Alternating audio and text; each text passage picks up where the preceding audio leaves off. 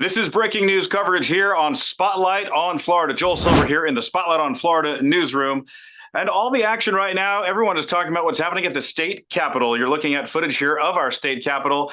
Right now, lawmakers are in the legislative session. It's a 60-day session when bills are passed for the state of Florida and new laws come into fruition. Lots of issues being discussed. And one of the most talked about for the tourism industry is a new proposal for the tourist development tax. And we are talking to tourism leaders around the state as they discuss that issue in the Capitol. And joining us right now, if you would please welcome the president and CEO of the Anna Maria Oyster Bar. Here is John Horne. John, thanks so much for joining us here on Spotlight on Florida. Joel, thanks for reaching out. It is important right now. We've got to be on top of this. John, I mean, we are talking about this. Man, I haven't seen something like this in Tallahassee that has an impact on tourism like this. And I think that's why everybody is talking about it. Let's jump right into this thing because lawmakers are discussing this as they enter here the last week of the regular session. And it's a proposal that will severely alter the TDT, the tourist development tax. So tell us where we are right now. How does the TDT work now? And what is the legislation proposing? Joel, the TDT is a tax that we put on ourselves way back when to raise money from the tourists to come in. A lot of people know it as the bed tax. So when someone comes and they stay in a local hotel, anywhere that they're renting a room, they pay a percentage above the regular rate and the sales tax that goes directly to the TDT, the tourist development tax. And that stays locally. The local governments, the local TDCs, tourist development councils, they spend that money on marketing. They spend it to bring more people to our area. So if it really helps the mom and pop restaurants that don't have big budgeted, big advertising budgets. It helps bring people to our area. And it's something that we've put on ourselves so that we can have this money for direct marketing to people all over. So it's imperative that it stays in our pockets and it stays to bring more people to our area. This has been in place for a while, and this is really a regular operation. And this is kind of what makes the tourism happen each year. Is that right? Absolutely. I mean, of course, Disney and Busch Gardens, SeaWorld, they've got their marketing. They've got their marketing budgets. They're getting people here as well. But it's the mom and pops, it's the independents that don't have that type of marketing to do it.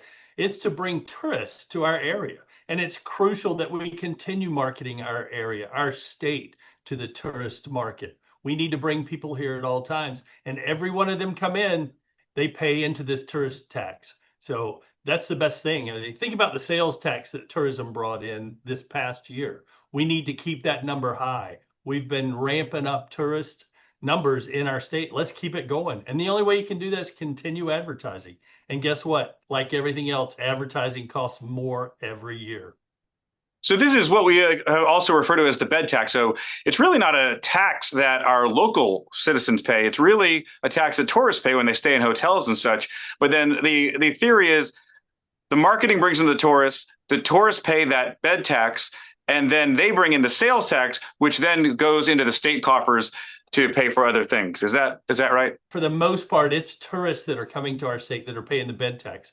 And not only are you just paying tax on your hotel room, you're spending bukus of money. You're eating in restaurants, you're buying things, you're taking souvenirs back, you're spending money while you're in our state. So it's important that we have more and more visitors to our state to help support our state and to keep putting money into our state coffers.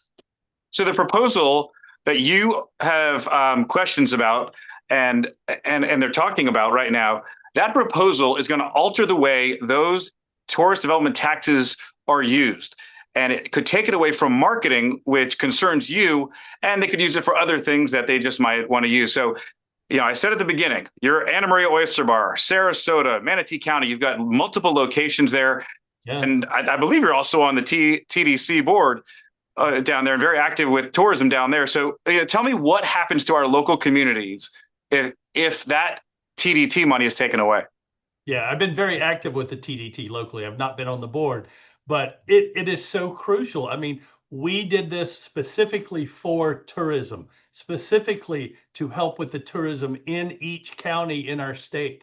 So we've made the agreement and we've collected that money with the intent to keep it to help marketing, to help the tourism industry in our state. Now, the legislature's talking about taking it and doing something else with it. Well, that was not the agreement that was made when we asked these people to give us money.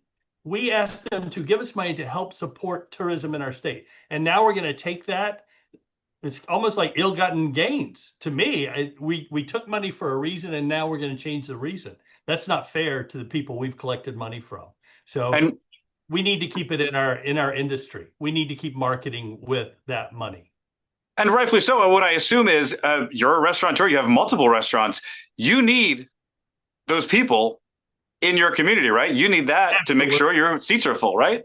Absolutely. We've got 7 restaurants on the west coast of Florida, and we need as many people in them as possible, generating jobs in our area, generating help to other people in our area. Restaurants are the most giving people ever. So we need all of them surviving, thriving, and making money so they can keep helping our communities. So that's what the money's for. Let's keep using it for that. As I follow this issue, what I hear, and I've heard it in previous years too, what I hear people on the other side saying, or people that support these different proposals, is we don't need to market Florida. Everyone's going to come to Florida no matter what. And that's real. Is that true? Or we do need to do marketing, right? Colorado took that idea of thinking, well, they're still here. Our ski slopes and our resorts are full. They stopped marketing. They took their marketing budget to zero, and it took them forever to recover. I mean, every other state just loved that idea because they all advertised and they drew people from Colorado away. So we don't need that. We need people to continue to come to Florida. And the only way you can do that is keep top of mind. So, John, listen, I know you're pretty active with the Florida Restaurant and Lodging Association. You're a former chair, if I remember correctly. You chaired that group. So I know you've been all over the state and you know the industry in and out, hotel, lodging, restaurants, the whole deal. What does the industry want to see happen? What would be the best outcome in terms of this legislation? Is there something that you'd like, or keep it like it is? What's the best thing to do?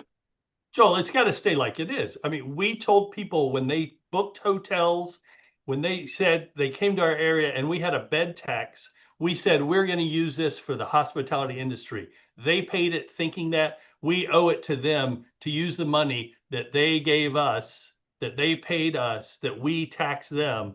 We owe it to them to use it for what they paid for. That's only fair. And we need to keep it. The reason we did it, because we need to keep marketing Florida. We're the greatest state in the union. We need to keep people coming to see it. And John, what do people need to do if they're watching, people that understand what you're saying here? What should people do in terms of this legislation and getting in touch with people? Everybody knows their representative. They need to call their representative. They need to call their state senator and tell them it's imperative not to touch our TDT money. Leave it in the coffers it was signed for. All right. I want to thank you so much, John Horne from Anna Maria Oyster Bar. Thanks so much for joining us. It's really an important issue, and we wanted to make sure we had somebody on from your industry to talk about it. Thanks for asking.